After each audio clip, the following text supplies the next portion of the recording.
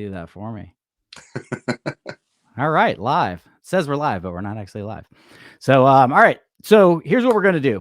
My name is Matt Weber. I'm a local real estate agent of EXP, and I started this podcast, What's Up Done We podcast, like 2018-ish, 2019, 2018, I think. And we've done like 200 episodes, all kinds of cool people. And Billy Kramer was definitely one of those people. I think you were on episode 130-ish, something like that. It was one of my favorites, though, Billy. And I appreciate it. Yeah, we've become friends since then. You live in my neighborhood, and so got all kinds of connections. And yeah, so really what I want to do is take this podcast. There's a lot of extra steps. So when I record a podcast, Billy, I'm going to act like I'm just talking to you. So Okay. when I record a podcast, I normally record it on like a Monday, and then it takes me like a week or two to actually edit the podcast. And then I have to like do an intro, and it's a lot of extra work. And so what I'm hoping is the StreamYard app will be able to streamline everything, streamline, and be able to, we can record this and put this into the groups. And those groups have gotten pretty big. I think it's like 6,001, 7,000 and another. That's crazy. Yeah. And I don't really know what to do with them at this point. So if you're watching this in those groups, you might not know who I am. I'm the one that runs those groups. It's a huge pain in the, is that sound effect that you wanted? Yeah. But yeah, probably a little more professional would be greght, but yeah, there you go. Womp, womp, womp. But anyway, yeah, I don't get anything from those groups really at this point. But I feel like they are powerful groups, and I feel like a lot of other people get a lot from them. So what do you think, Billy? I agree. I think you're selling yourself short. Yeah. I am fascinated to know if when you first started these groups, you thought like one day 6,000 people. I had no idea what was going to happen. Yeah. I mean, and that's pretty cool. That's like, the first day I opened for NFA, I sold 3 burgers. Yeah. So you just I don't know what's going on. You don't know what's going to happen. Never ran a restaurant before. So those 3 people probably really enjoyed those burgers though. I have to go back and look at the 3 people and see if I can find them. I'd love to know the product for my first pop-up at Battle and Brew back in April of 2018. The burgers are so much better today. Whether you like them or not, Matt's trying to hurt himself with his microphone. Yeah, smooth. I just ripped my microphone off. Anyway, just keep talking, okay? So the burgers on day 1 at my first pop-up are nowhere near as good as they are now. You might not like the burgers today, but I can tell you what I meant to make that first day is way better today than it was the first day we made them. Yeah. It turns out making burgers for a couple hundred people is way different than making burgers for your family. Yeah, I was listening to the old podcast that I recorded, and what was the problem with that? It was a bad grill, right? Or the grill wasn't bad. It just wasn't meant for Billy's burgers. mass production of burgers. Right. And so the grill, if you're running a restaurant and you have servers taking orders, you're not making everything at once, really. And so you might make a burger, you might make some nachos, you might make a chicken sandwich, right? So you're doing a variety of things. When you're just making burgers, you're just using one piece of equipment. And if that piece of equipment is not meant for that task, then it's going to be a really bad idea. Like when I opened and took over the cafe and the gas station, it came with a tabletop fryer. Now, I don't know anything about fryers. So it took about 6 months until like one of Atlanta's best chefs, asked me how many tater tots I was making every Saturday. And I told him, and he said, yeah, you can't use that piece of equipment. It's not meant for that. And I was like, oh, okay. And so like the next day I went out and bought like the same fryer that Chick-fil-A uses. Yeah. And the first batch of tater tots I made, I was like, oh, now I get it. Yeah. These are much better. Yeah. This is going to be a way easier way to conduct business. Yeah. So just learning every day. And, as a realtor, like you're nowhere near as, green as you were the first day you open confidence comes with that, right? Yeah. I mean, like, you're like, okay, I got this. You sold your first house. You're like, okay, I got this. Yeah. Right. So, after the first day where I made 3 burgers, which my sister tells a story about how no one in my family knew I had even opened the burger joint for like the first 4 days. Well, I knew. I was really excited about it. But I didn't tell anybody. Yeah. I just showed up. It was like a Monday night, and I had been working for about a year and a half, and I was just like getting anxious, and we had just had Thanksgiving with the family, and it was like, I think our first Thanksgiving without our father, and like, so a week later, I just told my wife, I said, I'm gonna go make burgers tomorrow. And I was really supposed to wait like a month and get some other things in the gas station and make sure it was all ready to go, because I'm kind of a perfectionist. Really? And and um and I was like, you know what, I just got to go make burgers. So I went and got the meat and all the stuff and just opened up, and 3 people bought burgers that day. And that Saturday we had 100 people in line. So it was, and that was all. And I gotta tell you, it was because of What's Up Dunwoody, actually. Thanks, buddy. Thanks. That was when I realized that we might actually have something with What's Up Dunwoody, because at that point, I mean, we had done over 100 episodes, but you were the first one that reached out and you were like, I can actually use this. Like, this is actually beneficial, because What's Up Dunwoody is just so hyper local. It is just for the community, you know? And didn't you have, I think you said you had a couple other options. You were going to do like What Now Atlanta, and what were some of the other ones that I remember? So I have a career. My previous career was in advertising sales, and that's actually how I got started in the burger stuff, and the burger Instagram game, was using my travels as a salesperson to find a topic, a subject matter that I enjoyed, that I could then learn how to use social media. So, you know, if you go to social so it wasn't always about burgers. Well, no, I started that because of burgers, but I specifically decided, okay, the best Instagram accounts have a focus. You know, it could be memes, right? Which it could be a meme about anything, but it's still just memes, or travel or pizza or whatever. And I decided I really love burgers. So when I would travel, I would start taking pictures of burgers and posting them. And that's how I built my Instagram account. But it was mostly to learn how to use social media. I had younger kids at the time, and I still have young kids, but they're just older now. Sassy and sweet. Right. That's exactly right. Sassy and sweet. So it was also to learn, like, okay, my kids are going to be using Twitter. My kids are going to use Instagram. My kids are going to be using Facebook in a variety of ways that I don't typically consume those, that media. And so I wanted to learn how to do it. And I had to find something I really enjoyed to make sure that I can learn how to do it properly.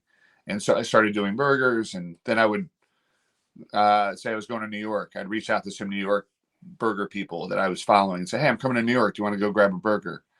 And they're like, yeah, sure. And I think the really interesting thing about Instagram was I found that it was the most genuine group of people that I met. Like, when you look at their feed and you meet them, it matched up with who they were. Yeah. Rather than, you know, I think, and then that's not always the case. I just think it so happens, like, when you get these very hyper narrow topics, subject matter, like pizza, like the guy who does Scott's Pizza Tours up in New York. He's been on Hulu. He has a documentary. He has all this stuff. I picked up the phone and called him last week. I found his number and I called him, and he answered the phone. He was riding his bike home. And if you watch the documentary, he talks about he rides his bike to and from work. And I caught him on his way home, and we chatted, and his personality matches the subject, like his passion for the subject matter. And so I found that, like, when I was traveling, I could go to any city and say, hey, I'm in LA, let's go meet for a burger. And people are like, yeah, let's do it. Yeah. And it wasn't like some super scary thing. And and with Instagram, you know, you're actually talking to that person. Most of the time you're talking to that person, you know? Right. It's just the easiest way. It's tough to find a phone number, but when you message somebody on Instagram, you're pretty sure it's them responding to you, you know? Unless you would hope. You would hope. I mean, there's some nefarious characters out there. It'll get to them eventually. Right. I mean, you know, there are some people out there, some shady people, but the reality is, if you're posting pictures about burgers every day and your face is in the picture, it's a really big stretch to make the long con of, all right, I've posted 500 photos of burgers and some of my pictures, and now I'm ready to scam somebody. Right. And so, but I mean, I have gone into these accounts and say, all right, how long has this person been posting? When's the last time they posted? We're going to meet in a public space, so I'm good. Right. It's not like somebody invited me over to their house for burgers. I was like, yeah, let's go. So I met all these people on Instagram, and George Moats, who's the world's most like authority on burgers. He's written books and made documentaries. He had a TV show. He's been on Fallon. You know, my buddy Rev, Burger Beast in Miami, all the way across the country. Anytime I have a question about burgers, I want to chat about burgers, I just call these guys or text them or instant message them. And that's been the fun part of this is it really is a community. There's a guy, Maddie's Patties in Anderson, South Carolina. He's newer to the game. When he has a question about, hey, what oil do you use in your fryer? I'm happy to have a conversation with him about it because somebody else had a conversation with me about it. Well, was it a long-term goal? Were you planning on opening this burger shop? You know, when you started talking to all these people, I know you're, traveling around for your advertising job, your profession. And then this was kind of a side thing. And that's kind of how it was for real estate with me. Like I had my restaurant. I'm very similar to you in many ways. I had my restaurant and then I started doing, the local media thing, the What's Up Dunwoody thing, even like as I was getting into real estate, even before I got into real estate, just because I knew that that's where the world was headed. It's a social media world. Like, was that your plan to open a place eventually, or the dream, I guess? It was not. When I first started my burger blog. You just love burgers that much, huh? Well, when I first started my burger blog in 2010, I had worked for a company that got bought out and I made a little money, trust me, nothing life-changing, life-altering money, not enough to go buy a car, but enough to take like a month off. And then go figure out what I wanted to do next. And you took a year off instead. Yeah. Well, sorry, like well, this is 2010. So 3 days later into my month off before I was going to go find another job, I was bored out of my mind. And so I did a Google search on best burgers in Atlanta. And I actually found a blog post written by a guy that I knew, which is very strange. And that was it. So I started going out and tweeting about burgers and then writing about burgers. And then I had this really cool blog. And then one day I accidentally deleted the whole blog and couldn't get it back. So that was cool. And my wife just found out that story. Like my microphone falling off of its stand. Right. Yeah. This was like imagine something you really loved and you threw it into the Grand Canyon by accident. Yeah. And you're like, oh, I'm never getting that back. That was the thought. I was like, oh, that's really sad. But I would get infatuated with burgers and I would start reading books about how to run a restaurant. And it was just a way to keep me entertained. And then my wife said, you're never opening a restaurant, right? And I said, yeah, I know. She's like, because if, you want a divorce, that's the quickest way to do it. Yeah. Everybody knows what that entails. Everybody knows that's a 50-hour-a-week thing, Right. And I think the bigger challenge for her was she's the sweetest human on the planet. Like she apologizes to inanimate objects for bumping into them. Yeah, I've met her. So, and that's true. So, but she had some experience. Her parents had run a business together. And she didn't want to be in the restaurant business. She did not. She's an amazing teacher, elementary school teacher, and has been for 28 years, I think. So she just didn't want to be a part of it. She saw from what her dad and her mom went through owning their own store, retail shop, that she felt like if I opened it, it was going to require her to spend more hours working instead of with the kids and taking care of her job and things like that. And that's how it is. So, yeah. And, so it's tough. I mean, with the pizza place and the real estate, like your wife's a nurse, it's hard, right? Like your wife can't get in the car and go to Lawrenceville to help with the pizza place. Right. It's just not happening. Nor would she want to. Right. And that's kind of the point, right? It's like my wife didn't want to be in the restaurant game. Yeah. In fact, some local restaurant operators came to me in like 2000 and it was right around then, maybe the summer of 2010, and asked me if I wanted to be a part of their restaurant. And I was like, no, my wife would kill me if I invested in your restaurant. Like, kill me. Like, she might do it. And then as I just started getting more passionate about burgers, and then one day, like probably 2016, I was just really miserable at work and decided to start learning how to make burgers. And it became like this game in my head. And I've told this story to, many people, but it became this game of, as we discussed earlier, I have a perfectionism issue. And You wouldn't know it by looking at the garbage in my office behind me. I don't have a clean issue. I think everybody that tasted your burgers knows that. Right. So. I don't have a cleaning problem. I have a perfection problem. Anyway, so it just became this game in my head of, okay, like I made a really good burger for myself. Could I make a really good burger for everybody? Like for my friends. And then they would come over and eat.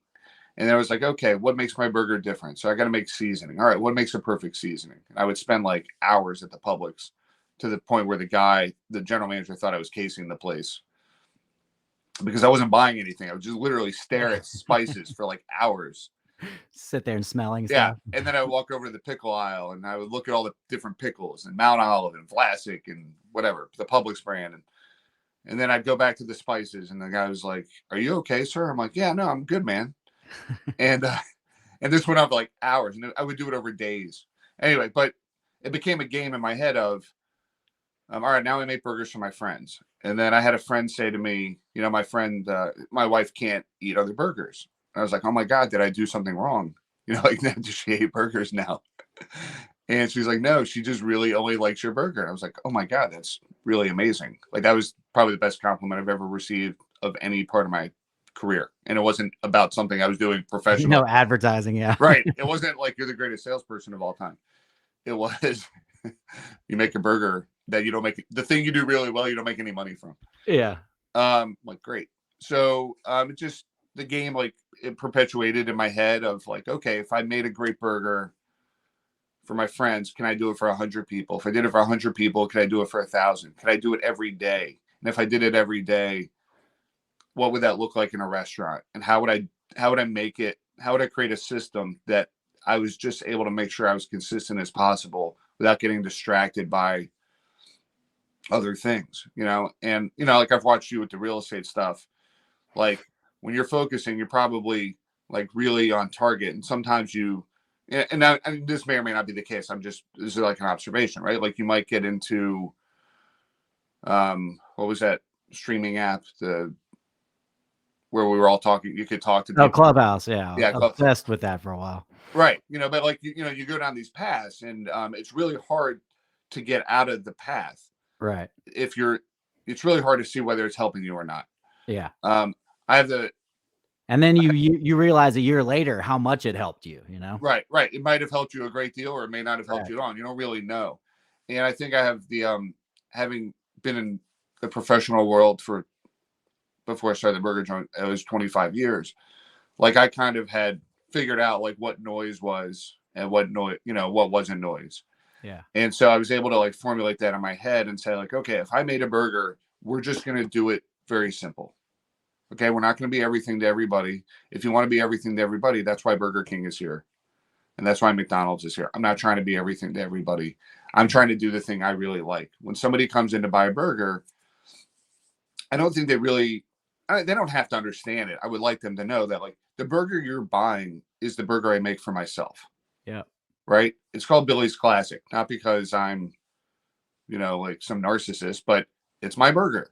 And if you want the burger that most people write about or talk about, that's the burger they're talking about. Right. Mm-hmm. That was the thing that I made in my kitchen. And that's the thing I made over and over. And that's the thing my friends came over and tried. And that's what I would really love for you to enjoy. Now, if you want to add some toppings to it or take some toppings off or slather it in ketchup on your own time, you can. But, you know, you can go to any restaurant and do those things. You know, like when you're at NFA, I want you to enjoy the experience for what I'm trying to share with you, not for what you perceive in your head.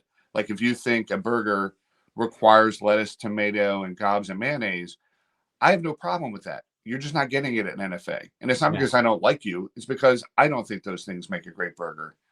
And I'm not trying to be everything to everybody. Right. And so, but you've got your one thing, you know, you hear people complain about like your burgers are too spicy. I remember you mentioned that on the last podcast and that's but if 99 people like it spicy, that's fine. You know, right. You can't make everybody happy. And I was talking to, I don't want to mention these restaurant people I'm talking to, but another restaurant operator in Dunwoody who I love their restaurant. I go all the time. In fact, I'm probably going to buy some food for my crew for lunch from there today. he once shared his family recipe with, he didn't, well, the recipe is actually in a book, but he actually made some of this product for me. He said, Billy, I want you to try this. And I tasted it. And I was like, why aren't you doing this in the restaurant?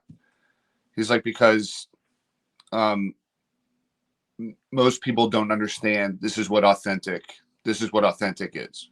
Yeah. And they're not prepared for that. So I have to alter my recipe for the masses. But that's what he chooses to do with his recipe. He's not trying to say, like, this is what this product is supposed to be like. He's saying, all right, I get it. You're not into this as much as I am.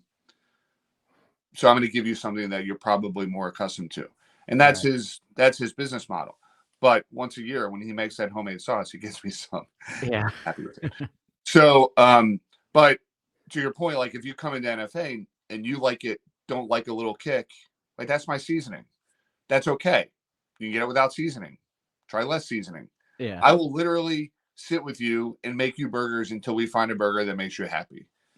And that's what always and you will. I know you will. Yeah, and that's what frustrates me. So that you're referring to a guy named Sid. I'm not going to shout out his last name, but Sid came in the first Friday I think I was open, and he's like a Yelp elite, older guy, really sweet guy. And he tried the burger and he private messaged me and he said, Billy, it was really spicy. I said, all right, next time you come in, I'll make you one without seasoning. We'll get it right. He said, okay. He's been in every week since I opened. Yeah. Including COVID. He would every 2 weeks, he would sit out in the car and I would bring him his food, even, and so I want you to be happy. There's no restaurant owner who wants you to be unhappy, right? Like your pizza place, when somebody complains about something, it's so frustrating because they're either A, complaining about something you can fix, or B, complaining about something that you're not. Right. Oh, this isn't like Antico pizza. It's like, oh, what was your first clue? The fact that it's not Antico pizza? It's completely different. Right. Or that it's completely different pizza. Like, what was your, and it's okay that you're not Antico pizza. Yeah. You're doing your pizza the way you want to do it. People should either enjoy it for what it is or go to Antico. It's okay. There's a lot. I mean, it's okay. If there was only one way to make a burger, we wouldn't need all the different burger places, right? You just have one burger place and we would all just be doing it. So, if the guys over at Village want to offer turkey burgers and lettuce and tomato, that's how they want to run their business. And that's great. They enjoy that part of their business. They have a different idea about their business. I am more about my burger and I want you to enjoy it. If you don't enjoy it, I'm upset about it, but I'm not going to start making my burger the way you want it. Yeah. That's not what I'm doing here. Right. When I was 25, I would have done that, but I'm 50 and now I just make the burger I like and hope you enjoy it. And I think through my travels and meeting people and talking to chefs, I think I've earned the right to understand, I would call it be an expert or an aficionado or whatever, but I think I've earned the right to. You're someone people listen to. Yeah, I've earned the respect of, hey, this guy knows what a really good burger is. And it may not be the burger I like, but it's okay. And you do it your way. And, I'm not the real estate agent that's going to wear a suit and tie and be all professional and stuff, but that might turn some people off. But at the same time, it attracts people more, it attracts the people that you want to work with, like the people that you want to be your customer. Right. That's exactly right. And I spent 25 years being, for them, I wouldn't say miserable the whole time, but being miserable in my career. And, I remember I think it was my first, when I was working at 96 Rock, was my first sales job back in 98. And I went home to change. I was doing a remote at a bar in Douglasville.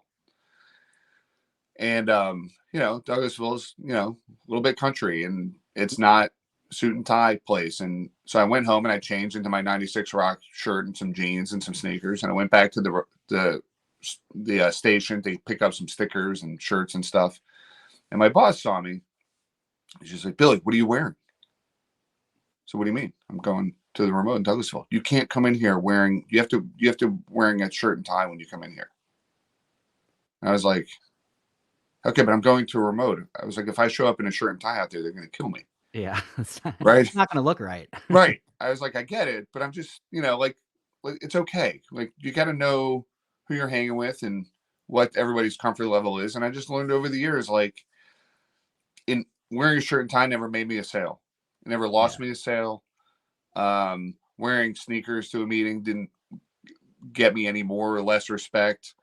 You know, I sold things, right? And so, like, you sell a house, just be comfortable and talk to people and explain to people what they, answer their questions and explain to them what your opinion is, and what you're wearing is irrelevant. Now all these radio stations that I used to work at, if you go in there, they're all dressed casually. Yeah, nobody's wearing a suit and tie at this point. We're like, I mean, you're going into a bar in a suit and tie to talk to a guy who doesn't own a suit and tie. Right. Like I own one suit and tie now. Somebody comes in. Isn't that nice too? Yeah, it is great. I mean, the cleaners up at Jet Ferry, they're not happy, but yeah, they used to do a good living off of my travel. But like, look, I am who I am, and I'm the same genuine person, whether or not I'm wearing a suit and tie or I'm wearing a t-shirt and my NFA hat. So that's reflected in your burgers too, in your place. I think so. I mean, I hope so. I mean, I get about once a week. About once a week, I get the person who's like, "I don't understand why you don't do this." And I'm like, "It's okay. Like, you don't have to. It's okay. There are 8 billion people on the planet. I would love for all of them to come eat a burger. I'd be a rich man. But they're not all coming here, and they're not all going to like my burger. Just like I don't like every pizza. Yeah. And I don't like every topping, and I don't. It's okay to be unique, and it's okay to not like my food." Yeah. Like, people, like, some reviews are like, "Don't believe all the other reviews." It's like, well, those people liked it and you didn't. Like, yeah.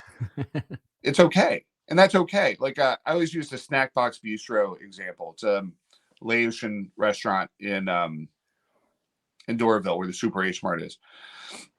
My wife and I went there, and since I started the restaurant, I'm way more adventurous on trying food.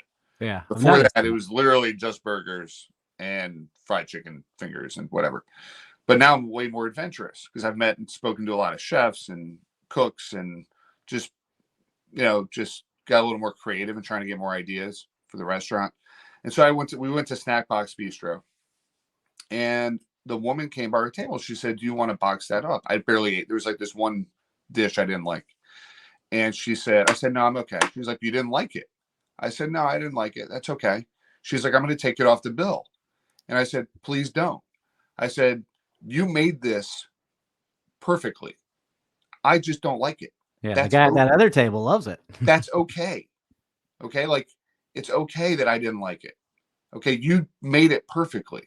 Yeah. So, so I always use that as an example. I don't do Yelp reviews, but I would leave them 5 stars because they did what they did perfectly. They executed it perfectly. I just don't like it. And that's okay. Right. I went to a place, Casa Robles, the other night. There was this one dish I didn't like. My wife loved it. It turns out I just don't like that dish. I loved everything else. It's an amazing place. Yeah.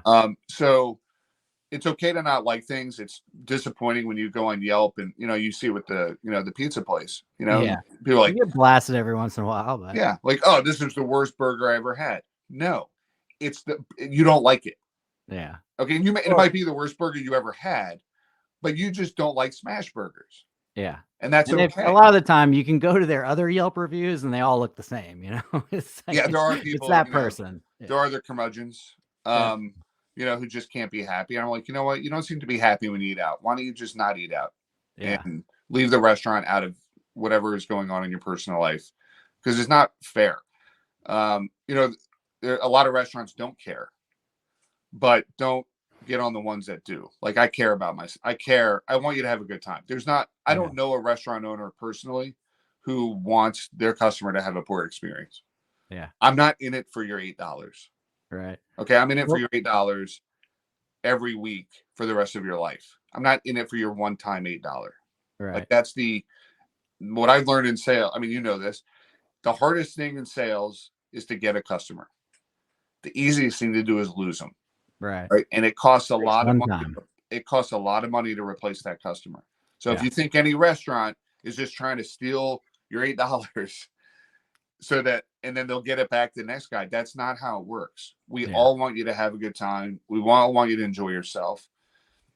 But my philosophy is this: if you want to tell Mark Zuckerberg and Google first, then Godspeed. If you want to talk to me, I'll make it right.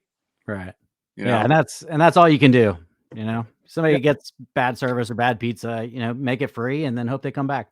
Yeah. Let's I actually listened to the old podcast and it just reminded me like where you came from and like when you started, why you picked this Chevron. Why did you pick this Chevron? Oh man. And do you regret it at this point, No, I love it. Now that what are you 3 years in now? 2 years in? Almost 3 years, December 3rd. Yeah. So, And what are your next plans? I'll answer both questions. So if you ever, I don't know if you're in my newsletter, Yeah. my newsletter, but like I try and explain a lot about what happens in the restaurant industry because and a lot of it is based on the Dunwoody Restaurant Group. It's not. I'm not blaming you for anything. I'm just saying like when you go in there and you see things like I went to this restaurant and it was a 30-minute wait, but there were 10 open tables. They don't know what they're doing. Yeah. It's like no. They actually do know what they're doing. Okay, they don't have enough staff and they don't want to seat everybody at those 10 tables and then have everybody sitting there waiting for an hour for their food. Yeah. Right now, they wish they had more people working there. But it's not that they don't know what they're doing. They actually don't want to create a worse experience for you. Right. And so I feel like I use my newsletter a lot of times to, as one guy wrote, rant and lecture, but it's more about transparency and education. It's about explaining how things work. So as it gets back to your question about the Chevron, as you and your family knows about the pizza place, when you sign a lease, it's not like an apartment lease, right? Like you're year to year and they run your credit and Right. right. It's not like that. You're signing a personal guarantee. Like imagine if you signed an apartment lease for 10 years and if anything went wrong, they just had the right to go take all your money. Right? Like that, I think then people would understand what owning a restaurant was like. Yeah. So, having had a high school sports magazine that bankrupted our family, not technically, but pretty much, back in the 2000s, I learned I wasn't going to do that again to my family, especially in an industry that I really know nothing about. I read books, I talked to chefs, I did pop-ups. So that doesn't mean you can run a restaurant. That's entirely anybody can make burgers for a day on a grill. Try making burgers on a day, every day on a grill, not running out of food and doing it consistently every time. That's hard. Yeah. Right. Like I used to do pop-ups. Going out and having 100 burgers to sell and selling out and then going home is hard work, but there's no downside really. Right.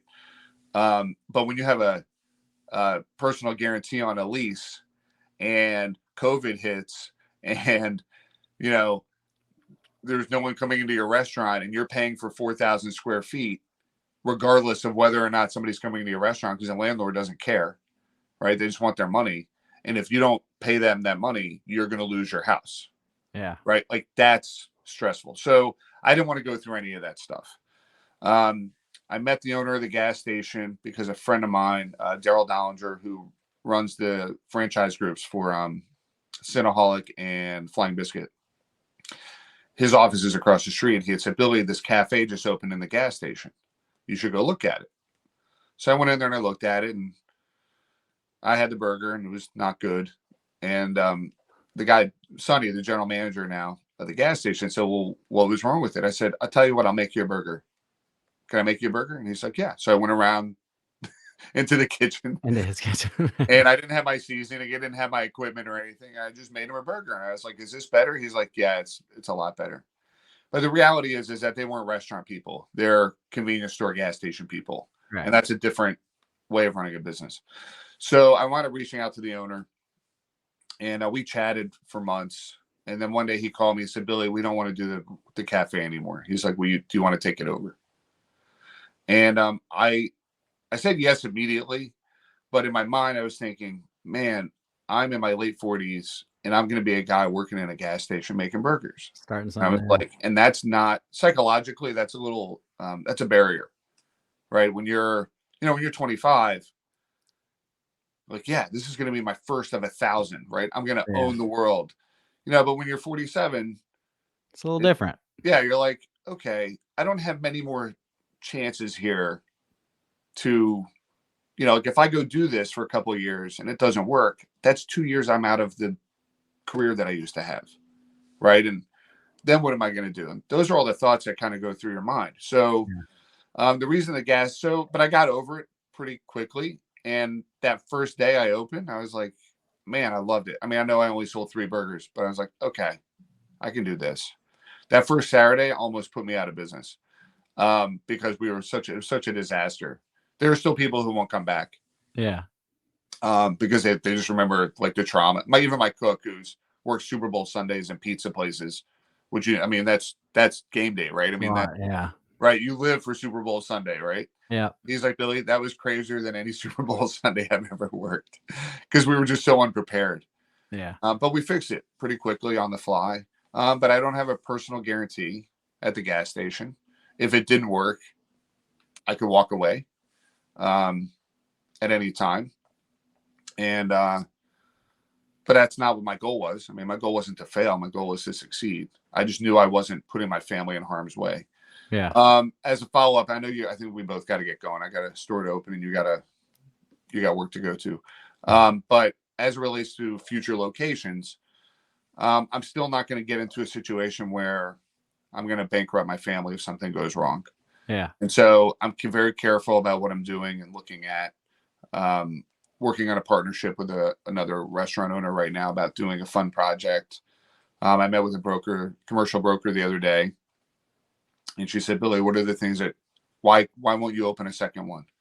And I told her why, and one of the personal guarantee was one of them. She's like, well, Billy, that's just how things work. I said, well, but they work for different reasons. So a lot of restaurant owners don't want the personal guarantee because they're worried about similar things than I am, but they're also like, oh, if I don't have a personal guarantee and it doesn't go well, I can get out of it. Right. And I said, that's not why I don't want a personal guarantee. I don't want a personal guarantee because if I die, I'm not leaving all that debt to my family. Mm-hmm. That's why I'm planning on succeeding. I'm not planning on investing $250,000 in equipment to fail. Yeah. I think you've proven that you can succeed at this point. Maybe. I mean, here in this one specific situation, but Wow. but I don't take it for granted. I mean, today could be it, man. Yeah. Today could be the last day I sell a burger. I don't know. I don't know what's going to happen today. I hope not, but I don't know. Yeah. So, I don't know what's next. People have said like you could open a lot of these. I'm like, you know what, man? I was miserable for 25 years. I'm happy. Yeah. I'm in no hurry to be miserable again. I mean, That's you could how I open feel up too. you could open up 10 pizza places. There's nothing stopping you. Yep. But you guys are happy. Probably, I don't know if you are happy, but I'm Yeah, assuming. no, and then, working with the real estate clients that I work with is people that I like. And yeah, I'm happy doing that. So Right. So yeah, I mean, I feel you. you And could when do you the started billboard. up, you were, You could what, do the billboard thing and yeah, have brokers underneath you and do whatever that is. Or you people, could sell houses on your own time, be with your family when you want, there you go. go on a vacation, do whatever you're doing to your floor in your house, whatever that's going on with those trucks. Almost done eventually. And Every time you pass, I'm sure there's a different contractor yeah, inside I'm there. like, I don't know what's going on in there. Do they still live there? So, but you could be tied to the mythical dream, or you can be tied to happiness.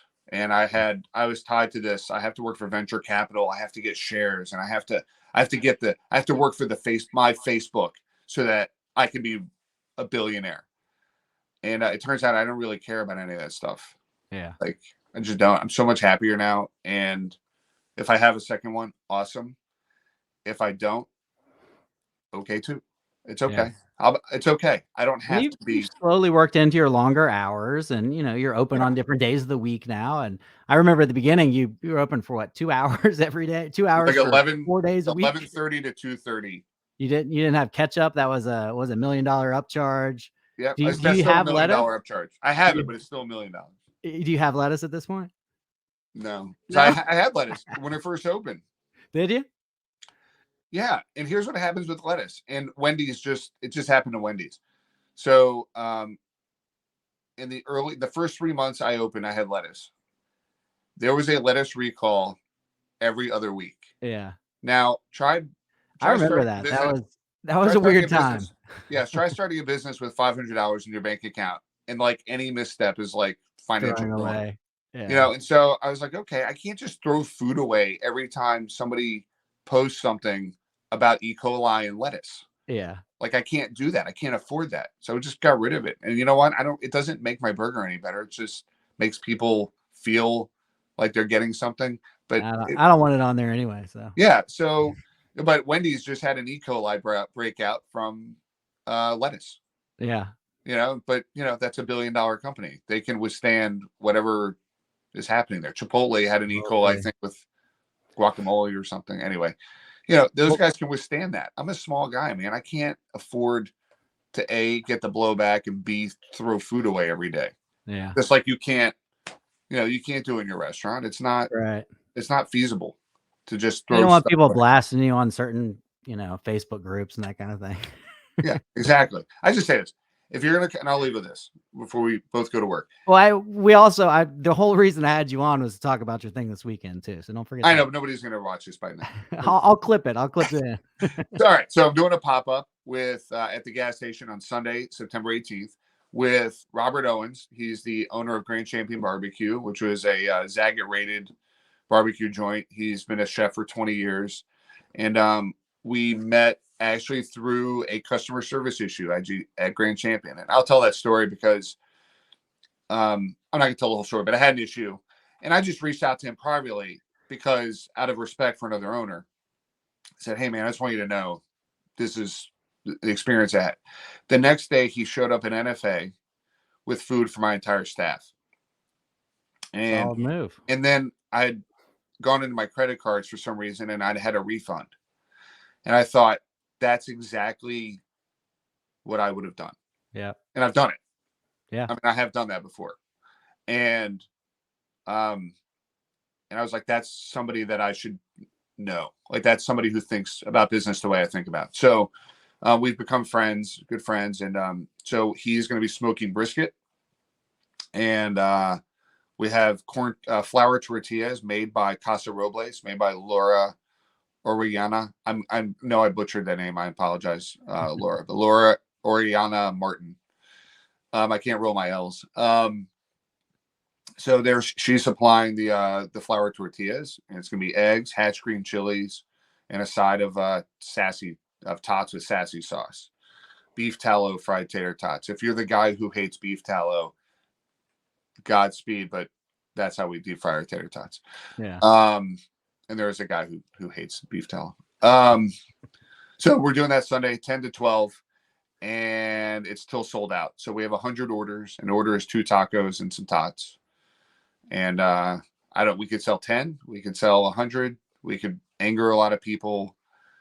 I have no idea what's going to happen. I've never done anything like this, but I love that you're doing it. I love that you're teaming up with these other groups. Yeah, I like having fun. You did the breadwinner chili. I don't know. Yeah. I like that you do that kind of thing. Yeah, no, I mean, supporting other companies. These are all people, and in the in the restaurant group, you're always posting about other people's food, and it's just I mean, look, I can find something. I can find something to like at every restaurant.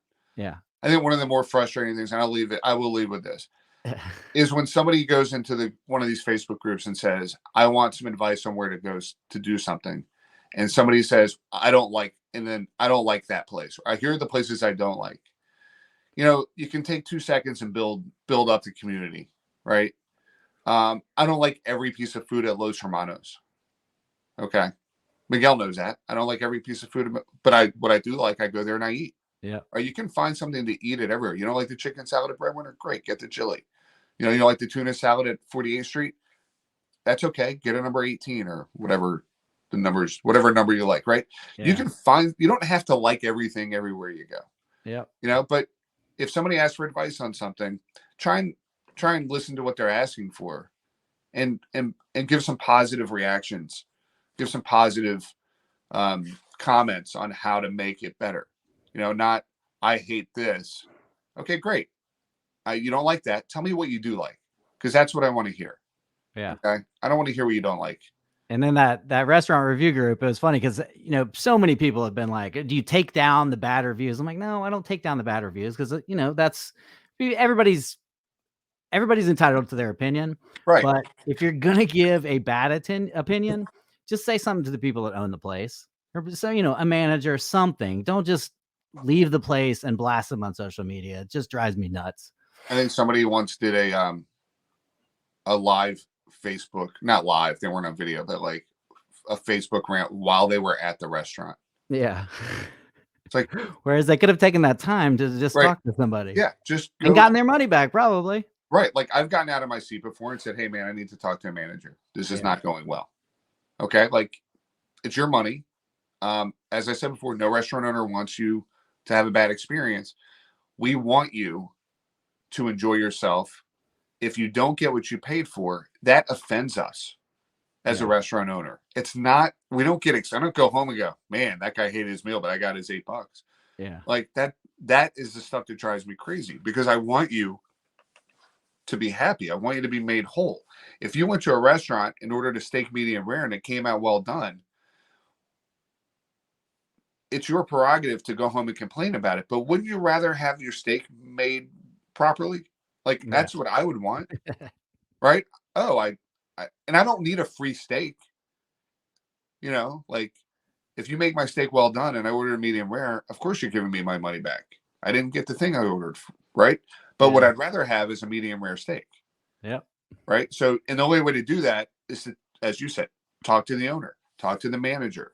The hostess who's 17 and senior in high school is probably not your best bet to customer satisfaction. Yeah. She's probably very sweet and helpful and nice, as helpful Somewhat as scared of you. Right. But she's not in charge. Yeah. So, neither is your server. So enjoy yourself, enjoy your restaurant. Really enjoy restaurants for who they are, not for what you want them to be. And it's okay if you don't like what they are. It's okay. We promise. It's okay. That's what my wife, she always said. It's okay. It's okay. It's okay. Okay. Well, cool. Well, thanks for coming on, buddy. It's it's been fun. Hopefully I've been recording this whole thing. Who knows? If not, we just had a good chat for like an hour. Yeah, this is what we do anyway. And now I don't know what StreamYard is going to do to make the editing of this any easier. Yeah, well, it might work, might not work.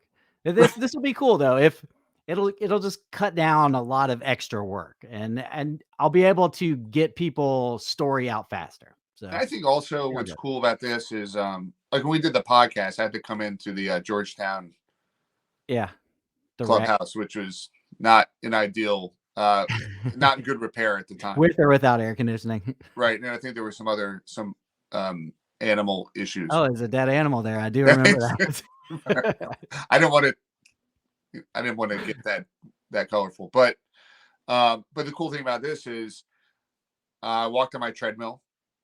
Hi, Dr. Resnick. I had my physical last Monday. He's like, yeah, you need to exercise a little more. So I bought a treadmill and I did that. So I did that before this. That's why I kind of look like a schlub. Yeah. And but then I came and sat down in front of my phone, and you're at your house. And even though we're like, a 16th of a mile apart, I know. I could just walk over there. Right. That I think this technology is really cool because it allows you to do more things like this. Also, I like the video aspect. Maybe not this morning, the way I look, but the idea that we could do something in the future where you're at home and I'm teaching people how to make a burger on video. I mean, so there's a lot of possibilities here that can make it fun. And just trying something new. There's a lot of colorful people. Like I would love to see you go talk to Charlie over at 48th Street. Okay. And I've talked to his daughter before. I think I've never. She's very colorful. Andrew. Yeah, she's never been on the podcast. I tried to get her on. So, and if anybody's watching this and you have somebody that I should be interviewing or should be featuring, tell me. I mean, look, it's Billy. You probably introduced me to a few different people that have been on the podcast. Yeah, I mean, look, if we're not having fun, like if we're not having fun, like this isn't a chore for me. Like we've been talking for an hour. If I didn't have to open the store, I could do this all day. This is how every call that I have with you goes. Right. So I mean, we could do that all the time. But but it's just I want to have fun.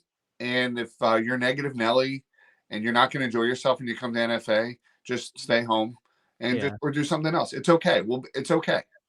And there's so many positive things about Dunwoody that need to be told, Yeah, and I think you're going to get there.